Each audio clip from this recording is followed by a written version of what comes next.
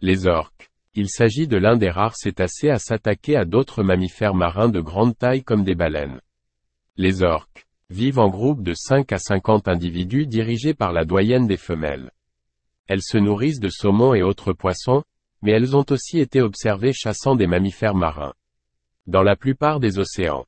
Si les orques sont aussi surnommés baleines tueuses, ce n'est pas pour rien. Phoques, dauphins, baleines. Rien ne leur résiste. Elles ont même développé une technique pour chasser les requins blancs, les retournant sur le dos, ce qui les paralyse complètement. Quand elles chassent le hareng en Norvège, elles utilisent une méthode appelée le carousel feeding, relatent les spécialistes. Les orques vont isoler une boule de poisson à la surface et tourner autour comme un manège. Elles vont ensuite taper avec leurs nageoires caudales en périphérie du banc de hareng pour les assommer, et les manger. En Antarctique, certaines populations chassent le phoque crabier, un animal qui a l'habitude de se reposer sur de petits morceaux de glace qui flottent à la surface. Les orques vont faire une vague pour faire tomber le phoque à l'eau. Dans d'autres endroits, elles vont s'échouer volontairement pour attraper phoques et lions de mer. Tout ceci fait que l'orque est un des plus grands prédateurs de tous les temps. Avec la fonte des glaces, elle peut même s'aventurer plus au nord, étendant encore un peu plus son territoire.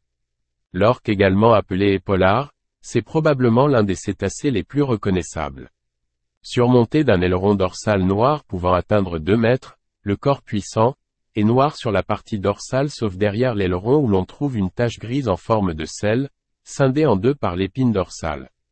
Le partie ventrale est totalement blanche depuis la mâchoire inférieure jusqu'au rein où elle remonte, et une tache blanche orne la tête juste derrière et au-dessus de l'œil. Les nageoires pectorales et caudales sont larges et arrondies. Les orques sauvages ne sont pas considérés comme une menace pour l'homme, certaines s'approchent même des embarcations dans le but d'établir un contact. Cependant, il y eut des cas de spécimens captifs tuant ou blessant leurs dresseurs. Au fil des années, plusieurs soigneurs sont décédés dans des parcs aquatiques, tués par une orque. En captivité, ces animaux n'ont plus le comportement d'un orque. La captivité engendre des problèmes psychologiques, des névros, et exacerbe leur frustration. Du coup, ils ont des comportements violents entre eux, ce qui n'arrive pas dans la nature, et ils sont aussi agressifs avec les soigneurs, alors qu'ils ne le sont pas en liberté avec les plongeurs. Ils n'ont rien à faire en captivité, leur rôle est de réguler les écosystèmes marins en étant des super prédateurs. En mer sur bateau, voici donc la marche à suivre si des orques viennent à votre rencontre, si possible, en fonction des conditions de mer et la localisation, ralentissez, arrêtez le pilote automatique, arrêtez le moteur et laissez le gouvernail sur le cap. Dans le cas d'un voilier, affalez les voiles.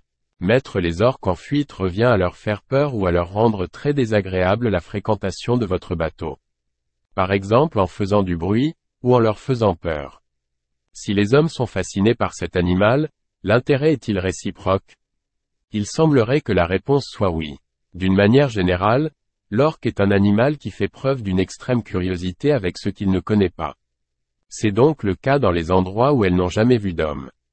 Les endroits où elles voient des plongeurs, elles ne font plus preuve de curiosité.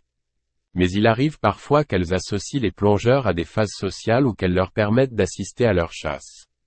Lorsque l'orque s'approche des plongeurs, elle le fera avec des trajectoires de contournement. Elle scanne les plongeurs qu'elle a en face car elle a besoin d'informations. Est-ce que l'orque s'attaque à l'homme? La réponse est non. Il n'y a jamais eu d'agression d'une orque vis-à-vis d'une personne en milieu naturel. Alors laissons-les vivre en paix.